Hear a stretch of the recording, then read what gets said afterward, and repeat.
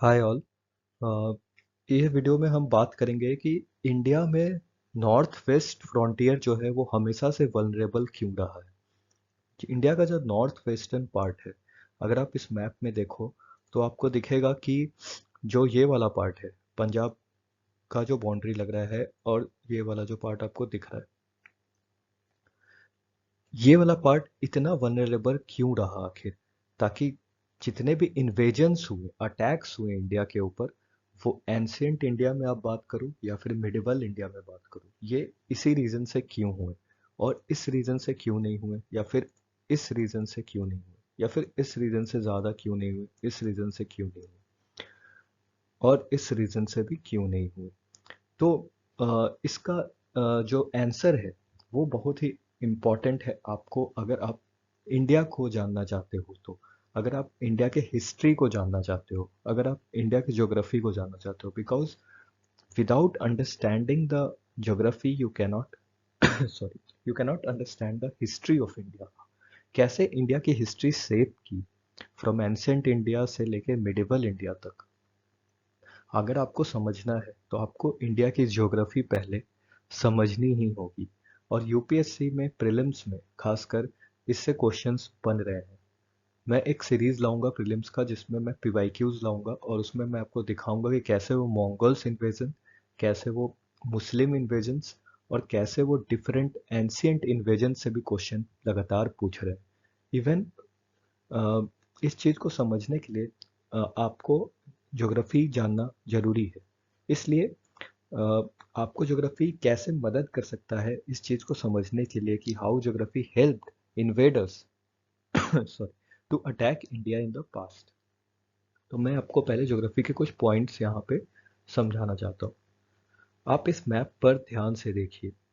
आपको इस मैप पर, जैसे मैंने अपने पहले वीडियोस में भी बताया है आपको, कि हिमालयन माउंटेन्स का जो रेंजेस है वो ट्रांस हिमालय यहाँ पर है, लेसर हिमालयस, मिडिल हिमालयस यहाँ पर है, और शिवालिक्स यहाँ पर है। ये तीनों रेंजेस इतने वास्ट हैं और इतने स्टीप हैं कि हिमालयस हमारे नॉर्थ में हमारा शील्ड का काम करते हैं। हिमालयस एक्ट एट शील्ड, और वो पास्ट में भी शील्ड का काम किए थे।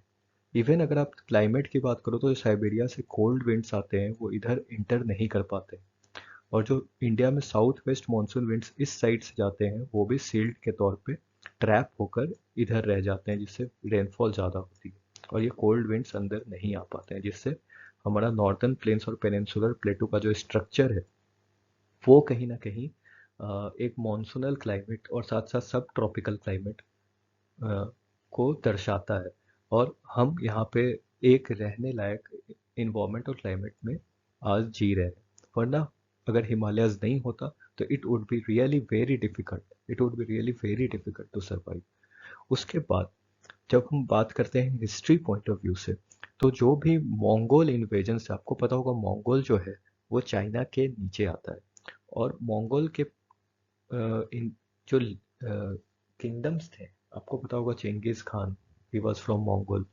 इवन साकाज, पार्थियंस, ये सब जो डिफरेंट लोग थे, even Kushans, they were all tribes of different feudatories of the different invaders from Mongols या फिर सेंट्रल एशिया। तो सेंट्रल एशिया, मंगोल, ये सब रीजन से, तजिकिस्तान का जो रीजन है, सेंट्रल एशिया का उज्बेकिस्तान का जो रीजन है, या फिर जो चाइना के आसपास का रीजन है मंगोल्स का, वो लोग इधर इंटर नहीं कर पाते थे, क्योंकि Himalayas always acted as shield. इनके जो पहाड़ियाँ हैं वो काफ़ी स्टीप है, काफ़ी स्नोफॉल होता है, और उस समय इंटर करना, और आज के डेट में भी इंटर करना काफ़ी मुश्किल है। तो उस टाइम पे इंटर करना बहुत ही मुश्किल था। जब हम दूसरे पॉइंट, ये था हमारा पहला पॉइंट, जब हम दूसरे पॉइंट की बात करते हैं तो उस समय हमारा नेवी, इवन डिफरेंट किंगडम्स का जो नेवी था, नेवी पावर था, जो हम आज देखते हैं डिफरेंट कंट्रीज के पास, वो उतना स्ट्रांग नहीं था। और आपको पता है कि इंडिया जो है वो तीनों तरफ से, इंडिया जो है तीनों तरफ से पेनिनसुलर पार्ट से सी से घिरा है। तो जब तीनों तरफ से सी से घिरा था तो ये पॉसिबल ही नहीं था उस समय कि सी रूट से इंडिया पे अटैक किया जाए।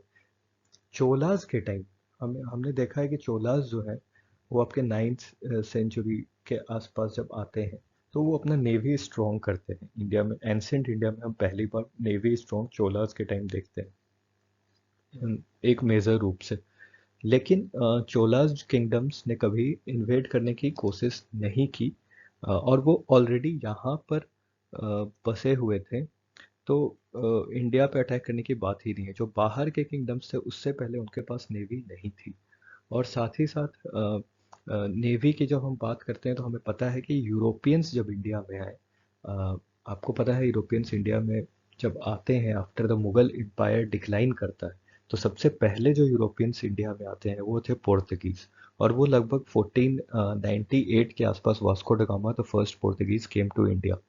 तो 1500 के आसपास पोर्तुगीज जब इंडिया में आते हैं तो वो नेवी पावर का इस्तेमाल करते हैं। उसके बाद ब्रिटेन, इंग्लिश जब इंडिया में आते हैं तो वो पोर्तुगीज से वो पावर सीख कर और ज़्यादा इस्तेमाल करते हैं।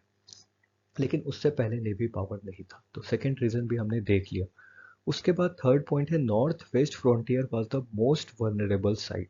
अगर आप बात करो नॉर्थ वेस्ट फ्रंटियर का, तो वो मोस्ट वल्नरेबल साइट था। वो कैसे था मैं आपको बताता हूँ।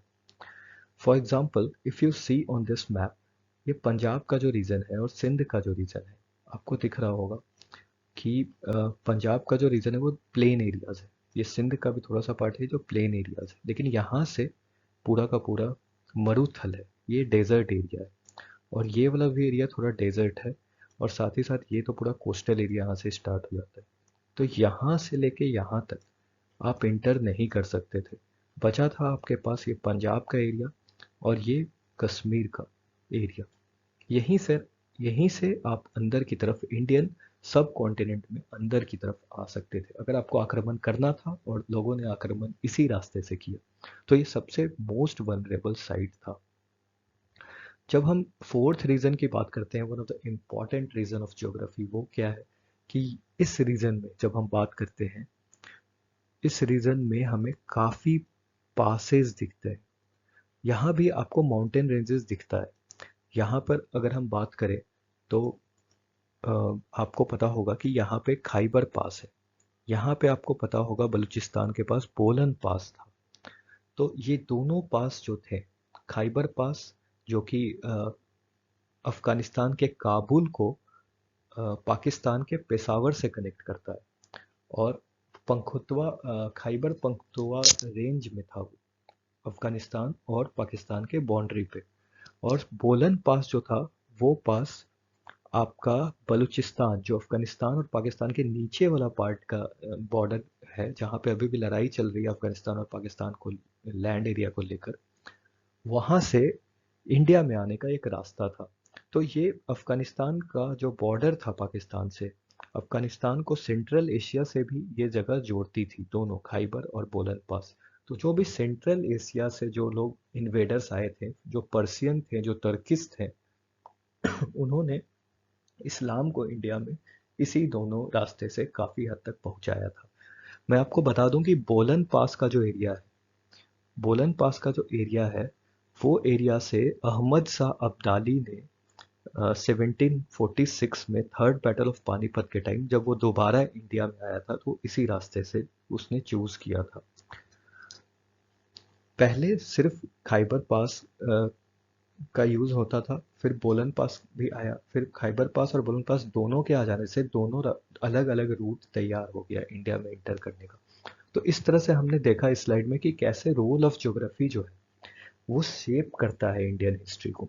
अगर आप देखोगे तो अगर आपको ज्योग्राफी की सही नॉलेज नहीं है तो आप हिस्ट्री समझ ही नहीं सकते। अगर आपको सुलेमान माउंटेन रेंजेस नहीं पता है कि वो बोलन पास में लाई करता है, बोलन पास सुलेमान सॉरी बोलन पास सुलेमान रेंजेस के पास है, तोबा एंड ककार रेंजेस है एक जगह बोलन पास, वहाँ इस एरिया में पड़ता है। खाइबर पास आपका पेशावर से लाहौर, सॉरी पेशावर से काबुल, अफगानिस्तान के काबुल, पेशावर पाकिस्तान से अफगानिस्तान के काबुल को कनेक्ट करता है। तो आपको समझ में नहीं आएगा हिस्ट्री। तो लिंकेज टॉपिक का बहुत ज़्यादा ज़रूरी है। और ये जो सीरीज़ मैं बात कर रहा हूँ ज्योग्राफी और हिस्ट्री की, खासकर एंशियंट और मिडिवल हिस्ट्री की लिंकिंग विद ज्योग्राफी, ये बहुत ज़्यादा इम्पॉर्टेंट है। और मैं कोशिश करूँगा आने वाले वीडियोस में भी कि आपको इस तरह से ही चीज़ों को मैप पर बताऊँ, ताकि प्रीलिम्स जो इतना रैंडम हो गया है आजकल, कहीं से भी क्वेश्चंस आ रहे हैं क्योंकि क्वेश्चंस डायरेक्ट बचे नहीं हैं, तो क्वेश्चंस को इंटरलिंक किया जा रहा है, इवन डिफरेंट सब्जेक्ट से ज्योग्राफी और हिस्ट्री के क्वेश्चंस को इंटरलिंक करके पूछा जा रहा है पीवाईक्यूज। तो वो चीज़ आपको क्लियर हो। नेक्स्ट स्लाइड में हम खाइबर पास की बात करते हैं। ये जो सोर्स मैंने उठाया है ये एनसीईआरटी के सोर्स हैं और ओल्ड एनसीईआरटी के सोर्स हैं, तो इसमें आप पूरी तरह से रिलाई कर सकते हो क्योंकि मैंने अपने प्रिपरेशन के time ancient history R S Sharma और मिडिवल हिस्ट्री सतीश शर्मा से ही पढ़ी थी, दोनों ओल्ड एनसीईआरटी। मैंने और कोई सोर्स का सहारा नहीं लिया था। अगर आप देखोगे तो मैंने आपको बताया कि खाइबर पास का जो रीजन है वो ये वाला रीजन है, जो कि लाहौर सॉरी जो कि पेशावर से आपको काबुल को कनेक्ट करता है, और ये खाइबर पख्तूनख्वा प्रोविंस है एक पाकिस्तान में, वहाँ पर ये है। द इंडियन सब continent is a well defined geographical unit mostly situated in the tropical zone. आपको पता है ये बात कि इंडिया जो है, इंडियन सब कॉन्टिनेंट की जब हम बात करते हैं तो उसमें पाकिस्तान, अफगानिस्तान, इंडिया, नेपाल, भूटान, ये सभी आ जाते हैं।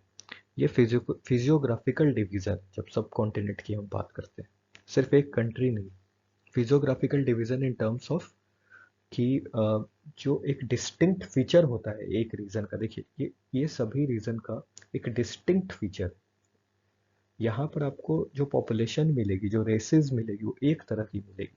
इसलिए जब हम बात करते हैं तो जो पंजाब रीजन है पाकिस्तान का, जो सिंध रीजन है पाकिस्तान का, और जो इंडिया का सिंध रीजन और पंजाब रीजन है, वहाँ के लोग आपको सिमिलर दिखेंगे, कल्चर में भी, बोलचाल में भी, रंग में भी। पाकिस्तानी प्लेयर्स, इंडियन प्लेयर्स के रंग एक जैसे।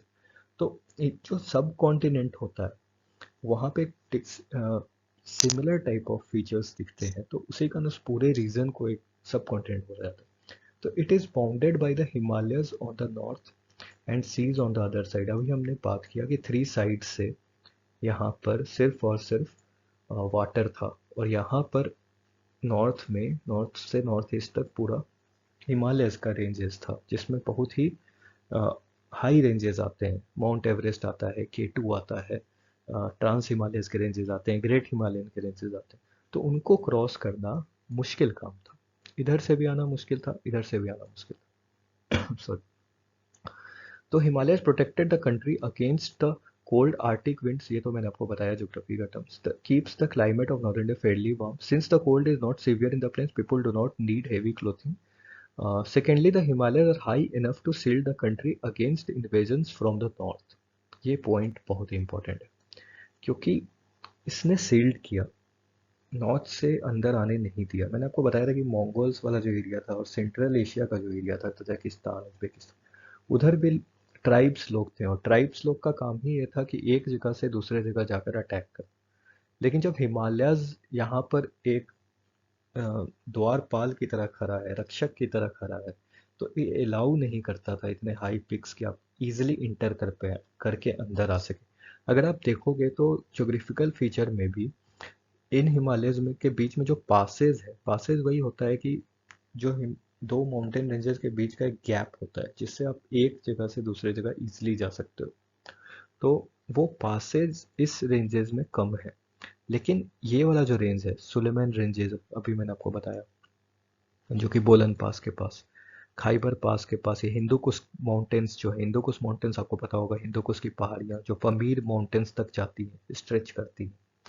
तो ये सब जो माउंटेन्स थे इसमें पासेस ज़्यादा थे एज कम्पेयर टू ये वाला पार्ट हिमालयस का, और पासेस इजी पासेस थे। तो इसके कारण नॉर्थ से नहीं हो पाया, लेकिन नॉर्थ वेस्ट में जो सुलेमन रेंजेस था हमारा, which are in southward continuation with Himalayas, देख रहे हो आप ये हिमालयस इसके साउथवर्ड, ये वाले डायरेक्शन में। तो southward continuation with Himalayas could be cross through Khyber and Gomal pass है। देखिए खाइबर ये बोलन पास है, पर यहीं पर आपका ये खाइबर पास है, ये बोलन पास है, और यहाँ पे ये दोनों के बीच में था एक गोमल पास, उसकी बात ये कर रहा है। The Sulaiman ranges are joint southward in the Baluchistan by the Kirthar ranges which could be crossed through बोलन पास। देखिए जो मैंने आपको बताया, यहाँ पर ये बोलन पास है जो कि आपका किरथार रेंजेस, सुलेमान रेंजेस पे है। और ये खाइबर पास जो है ये हिंदू कुश माउंटेन, ये पहाड़ियाँ आपको दिख रही होंगी हिंदू कुश की, जो यहाँ पर पमीर माउंटेन्स भी है, आपको पता होगा अगर आपने ज्योग्राफी को थोड़ा बहुत पढ़ा होगा, अंडरस्टैंड किया होगा। तो यहाँ से आप देखो तो जो इन्वेडर्स थे वो इजिली इन दोनों पास से इंडिया में आ गए। और फिर various peoples from Iran, Afghanistan, Soviet, Central Asia came to India as invaders and immigrants. Even the Hindu Kush, the westward extension of the Himalayan system, did not form an inseparable barrier between the Indus system and the Oxus system. और even Hindu Kush की जो ये पहाड़ियाँ थी वो एक barrier नहीं बना पाई। ये जो इंदस नदी बहती है, ये वाली नदी आपको दिख रही हो, वो इंदस नदी जो है आपकी, ये वाली नदी, सॉरी, ये इंदस नदी जो है और ये ऑक्सस, ये दोनों के बीच में बैरियर क्रिएट नहीं कर पाए। The passes facilitated trade. अब जब पासेज से एक जगह से अफगानिस्तान के रेंज में जो लोग रह रहे हैं वो इंडिया की तरफ आ रहे हैं, तो ट्रेड तो बढ़ेगा ही, कल्चरल कॉन्टैक्ट्स बढ़ेगा ही। तो ऐसे चीज़ें बढ़ती गई, सेंट्रल एशिया, वेस्ट एशिया। और आपको पता ही है कि बोलन पास जो है वो सेंट्रल एशिया से आने का रास्ता था इंडिया में। ईरान से लोग आ सकते थे, इराक से आ सकते थे, पर्शिया से आ सकते थे, तुर्की से आ सकते थे। खाइबर पास भी वही चीज़ था। खाइबर पास क्योंकि थोड़ा सेंट्रल एशिया की तरफ ज़्यादा है, ये वाला पोर्शन तजाकिस्तान और ये वाला जो है इधर ज़्यादा है, और बोलन पास मिडिल ईस्ट वाला रीजन, ईरान इराक की तरफ से लोग ज़्यादा आते थे। तो आपको क्लियरली ये चीज़ समझ में आ गया होगा कि कैसे ज्योग्राफी शेप करता है इंडियन हिस्ट्री को। Next video sorry next slide में हम बात करते हैं कि कैसे एंशियंट इंडिया में और मिडिवल इंडिया में डिफरेंट इन्वेडर्स इंडिया में आए। सबसे पहले जो इन्वेडर्स थे एंशियंट इंडिया में, जिन्होंने इंडिया के अंदर कदम रखा, और वो भी नॉर्थ वेस्ट एरिया से ही रखा, वो थे आर्यंस। आपने पढ़ा होगा आर्यंस जो है उनका जो ओरिजिनल होम था वो अभी भी डिबेटेबल क्वेश्चन है। कुछ लोग बोलते हैं कि वो सेंट्रल एशिया से हैं, कुछ लोग बोलते हैं कि वो मिडिल ईस्ट से हैं, कुछ लोग बोलते हैं कि वो मंगोल रीजन से आए, कुछ लोग इवन बोलते हैं कि वो आर्टिक रीजन से हैं, आर्टिक सर्कल से। लेकिन अभी तक इसका कोई हिस्टोरिकल प्रूफ नहीं है, लेकिन पॉपुलर जो बिलीफ है वो यही कहता है कि वो फर्स्ट टाइम इंडिया में through the north west side से ही आए थे, फ्रॉम द सेंट्रल एशिया। और वो आने के बाद एक नोमैडिक ट्राइब थे, एक जगह से दूसरी जगह जाते थे, और उसके बाद उन्होंने इंडस रिवर वैली और आपका इंडो गैंगटिक प्लेन्स में भी आ, आके सेटलमेंट किया। तो ये तो एंशियंट इंडिया में फर्स्ट जो आर्यंस आए थे उनके बारे में मैंने आपको बताया। उसके बाद अगर आप देखो तो जो सीरस थे, सीरस जब आप आ जाओ, ये टाइमलाइन है आर्यंस का। टाइमलाइन तो 1500 बीसी का टाइमलाइन है जो आर्यंस का टाइमलाइन है, क्योंकि मैंने आपको बताया था हड़प्पन सिविलाइजेशन जब एंड हो रहा था और अर्ली वैदिक पीरियड जब आ रहा था, तो उस टाइम पीरियड के दौरान, अर्ली वैदिक पीरियड के टाइम आर्यंस ने इंडिया में एंटर किया था। नेक्स्ट जो टाइमलाइन है, Cyrus the founder of Persian and Greek, जो आर्किमिड एम्पायर था। ये आप देख रहे हो मैप, ये आर्किमिड एम्पायर का मैप है, इसमें पार्थिया दिख रहा है आपको, ये वाला जो पोर्शन है आपको, ये तुर्की का पोर्शन दिख रहा है, ये आपका ईरान इराक का पोर्शन दिख रहा है। तो यहाँ पे एक आर्किमिड एम्पायर था जो कि एंशियंट ईरान में था, और इन्होंने भी north western front of India में इन्वेड किया था। और कब किया था? तो 550 बीसी, बीसी से 550 साल पहले। उन्होंने डिफरेंट स्मॉल प्रोविंसेस भी बनाए थे, गंधार में, कंबोज में, माद्रा में। और उसी टाइम पे आपको पता होगा कि बिम्बिसार हरियाणा डायनेस्टी जो मगध डायनेस्टी से पहले था इंडिया में, वो भी रूल कर रहा था, उसके कंटेम्प्रेरी था। यहाँ से क्वेश्चंस बनते हैं कौन किसका कंटेम्प्रेरी, आपको जानना जरूरी है। नेक्स्ट जब हम बात करते हैं तो आपको अलेक्जेंडर, अलेक्जेंडर के बारे में आपको पता होगा कि अलेक्जेंडर ने इंडिया पे आक्रमण करने की ठान ली थी।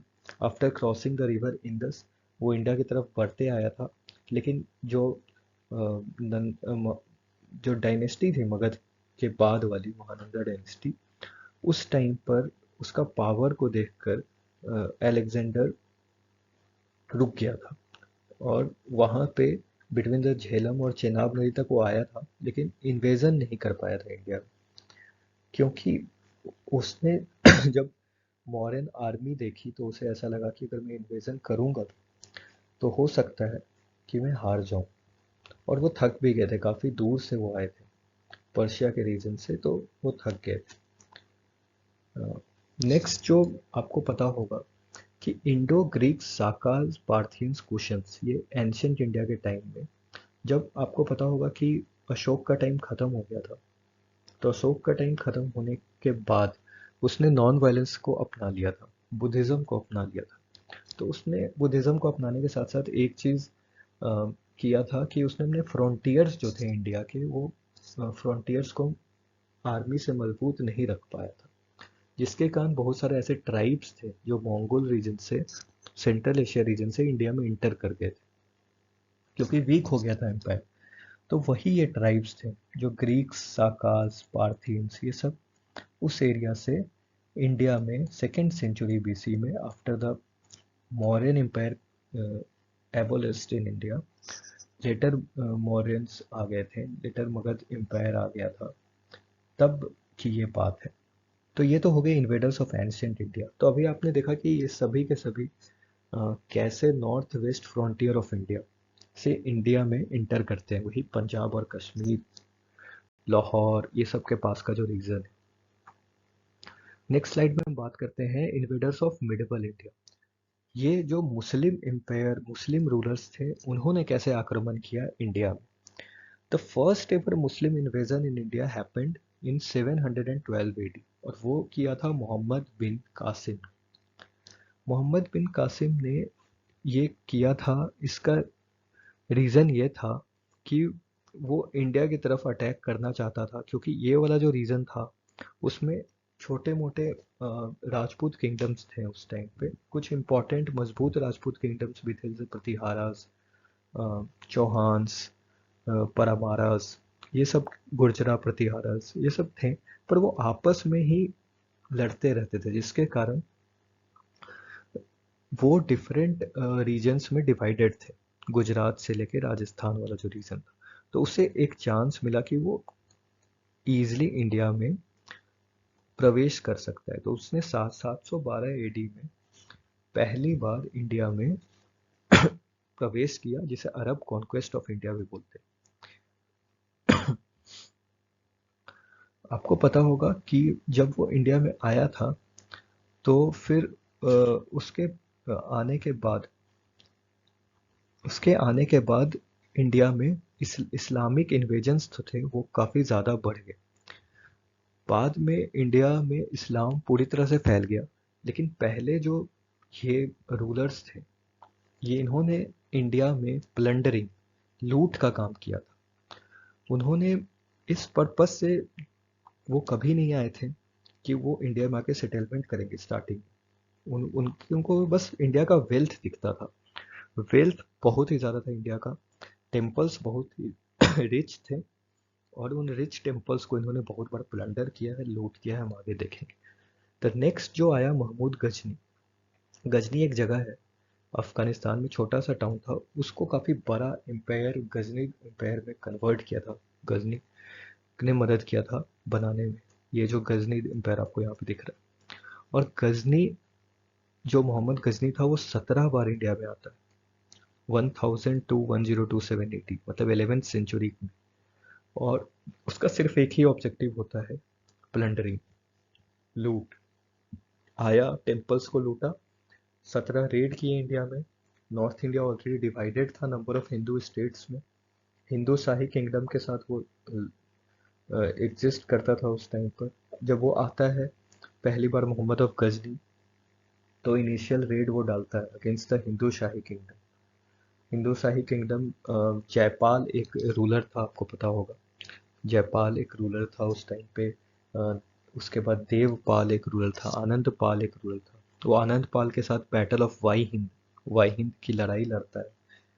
फिर वो धीरे धीरे इंडिया में कॉन्क्वेस्ट अलग अलग रेड्स करता है।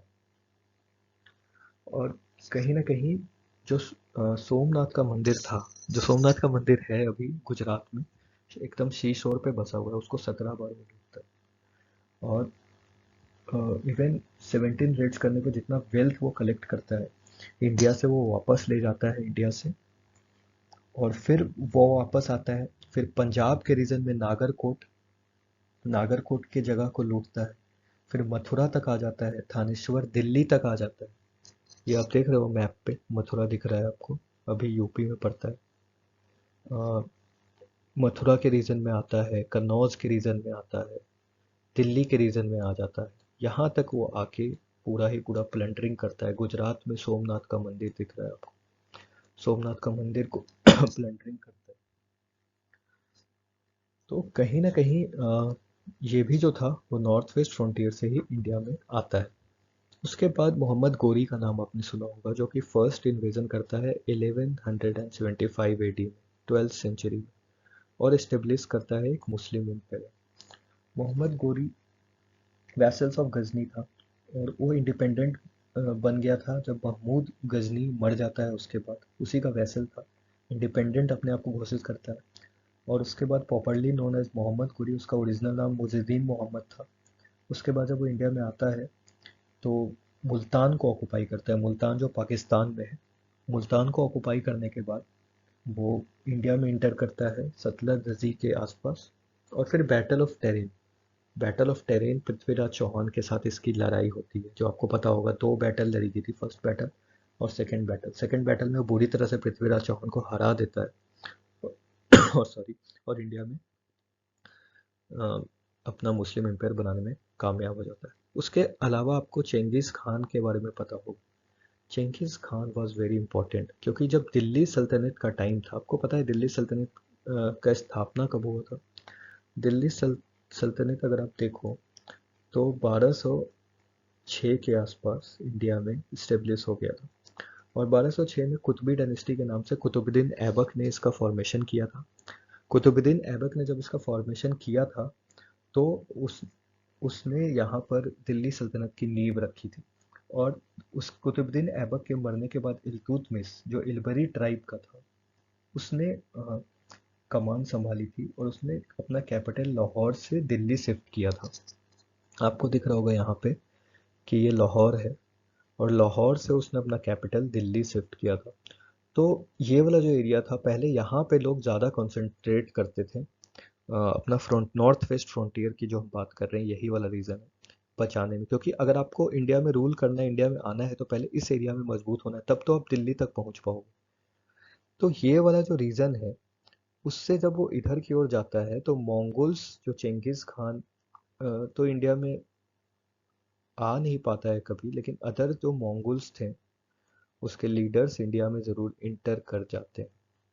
और जब इंटर करते हैं तो वो लाहौर के रीजन से ही इंटर करते हैं, और वो इल्तुतमिश के टाइम पे इंटर करते हैं। यहाँ पे यूपीएससी ने प्रीलिम्स में 2-3 बार लगातार क्वेश्चन पूछा है, 2-3 साल पहले तक। और Chengiz Khan leader of Mongol जो था, उसने इन्वेड ही करना स्टार्ट किया था सेंट्रल एशिया को। डिफीट भी किया था बहुत सारे ख्वारिज्म एम्पायर के लीडर्स को। उसके बाद फॉर्चुनेटली होता क्या है, इल्तुतमिश के टाइम की चेंगिस खान वापस लौट जाता है अपने घर की तरफ, मंगोल, विदाउट एंटरिंग इंडिया। क्योंकि वहाँ पे एक कहानी होती है कि अ, जब इल्तुतमिश के टाइम पर इल्तुतमिश सहारा नहीं देता है उसके एनिमी को, तो वो उस बात से खुश हो जाता है। बलबन इल्तुतमिश के टाइम पे ये होता है, और इस बात से वो ये होकर वापस चला जाता है और इंडिया में इंटर नहीं करता है। नेक्स्ट जो है वो आपको पता होगा कि नादिर शाह, नादिर शाह और अहमद शाह अब्दाली, ये दोनों फेमस हैं। नादिर शाह जो था वो 1736 से 1747 के बीच में ईरान का वो शाह था, और वहाँ पे अफसरिद डायनेस्टी का मालिक था। और उसने इन्वेड किया था इंडिया को दिल्ली तक। बहुत बार आपने सुना होगा नादिर शाह के बारे में कि पीकॉक थ्रोन जो था, जो हमारा कोहिनूर डायमंड पीकॉक थ्रोन, उसको लेकर ये भाग गया था। तो वो भी अंदर आया था इंडिया में, प्लंडरिंग किया था उसने काफ़ी बार। उसके बाद अहमद शाह अब्दाली, अहमद शाह अब्दाली, आपको थर्ड बैटल ऑफ पानीपत याद आता होगा 1761 का, जब दुरानी एम्पायर जो था अहमद शाह अब्दाली का, उसने लड़ाई की थी मराठास से, और मराठास इस बैटल में हार गए थे। और कहा जाता है कि ये one of the turning point था इंडियन हिस्ट्री का। अगर मराठा जीत जाते इस बैटल में तो कहीं ना कहीं एक अलग हिस्ट्री हमें थोड़ी दिखती इंडिया की उस समय, थोड़े पॉइंट ऑफ टाइम के लिए। लेकिन अहमद शाह अब्दाली के बारे में ये जानिएगा कि वो 1748 से लेकर 1757 के बीच में 8 बार इंडिया में इन्वेड करता है। फर्स्ट टाइम वो 1748 में करता है। मनुपुर करके एक जगह रहती है, वहाँ पे वो डिफीट कर जाता है, बैटल ऑफ मनुपुर, और वापस चला जाता है। लेकिन फेलियर के बावजूद वो वापस आता है थर्ड बैटल ऑफ 1760। तो ये सभी के सभी, ये वीडियोस बनाने का मेरा एक ही मकसद था कि मैं आपको बता पाऊँ कि सभी के सभी इंडिया में नॉर्थ वेस्ट फ्रंटियर से इंटर किए थे। आपने देखा कैसे एंशियंट इंडिया में हमने आर्यंस देखा, आर्यंस के बाद हमने साकास देखा, कुशन्स देखा, ट्राइब्स देखे। उसके बाद हमने मिडिवल इंडिया में कैसे स्टार्ट किया मोहम्मद बिन कासिम से, सिंध प्रोविंस से वो इंडिया में इंटर करता है, ये वाले रीजन से, गुजरात वाला बॉर्डर, गुजरात राजस्थान बॉर्डर। उसके बाद हमने मोहम्मद गजनी को देखा, 17 बार इंडिया में रेड करता है, सोमनाथ के मंदिर को लूटता है। उसके बाद हमने मोहम्मद गोरी को देखा, कैसे वो इंडिया में आके स्टेब्लिश करता है, पृथ्वीराज चौहान को हराता है। उसके बाद हमने चेंगिस खान के मंगोल लीडर्स को देखा, कैसे वो इंडिया में एंटर करते रहते हैं, दिल्ली सल्तनत के टाइम पे, इल्तुतमिश के टाइम पे, बलबन के टाइम पे। उसके बाद हमने नादिर शाह और अहमद शाह अब्दाली जैसे प्लंडरर्स को देखा, वो कैसे इंडिया में इंटर करते थे बार बार और इंडिया के वेल्थ को लूट कर वापस चले जाते थे। तो इसलिए ज्योग्राफी बहुत ही इंपॉर्टेंट हो जाता है आपको जानने के लिए, अगर इंडियन हिस्ट्री आपको समझना है। होपफुली आपको ये वीडियो बहुत अच्छा लगा होगा। अगर ऐसे ही वीडियोस आपको चाहिए तो आप कमेंट सेक्शन में बता सकते हो, मुझे लाइक कर सकते हो, शेयर कर सकते हो, ताकि मुझे पता चले कि आपको कंटेंट अच्छा लग रहा है। तो मैं और वीडियोस बनाऊंगा। ये सभी के सभी वीडियोस जो लोग यूपीएससी की तैयारी नहीं भी कर रहे हैं उनके लिए भी बहुत ही बहुत ज़्यादा इंपॉर्टेंट है, क्योंकि इंडिया को जानने का मौका मिलता है इस वीडियोस के थ्रू। और एक पिक्चराइजेशन वे से मैं प्रेजेंट कर रहा हूँ तो काफ़ी इजी हो जाता है चीज़ें मेमोराइज करने। इवन एस्पिरेंट्स के लिए मैं बोल दूँ कि इसमें कोई भी जो तथ्य मैं डाल रहा हूँ, फैक्ट्स डाल रहा हूँ, वो आउट ऑफ सिलेबस का नहीं है, और आप पूरी की पूरी इस पर रिलाई कर सकते हो। अगर आपको फैक्ट्स प्रीलिम्स के लिए एंशियंट और मिडिवल का ये सीरीज में बनाऊंगा, जिसमें मैं प्रॉपर फैक्ट्स बताऊंगा और कहानी के रूप में आपको समझाऊंगा, ताकि इजी हो जाए आपको समझने में। क्योंकि जब मैं तैयारी कर रहा था तो बहुत लोग एंशियंट और मिडिवल के बुक्स नहीं पढ़ते थे एनसीईआरटी, कि उन्हें बोरिंग लगता था। तो इसलिए मैं इस टॉपिक पे वीडियो बनाना चाहता हूँ। अगर आपको अच्छा लगे तो ज़रूर आप सपोर्ट दिखाओ। Thank you.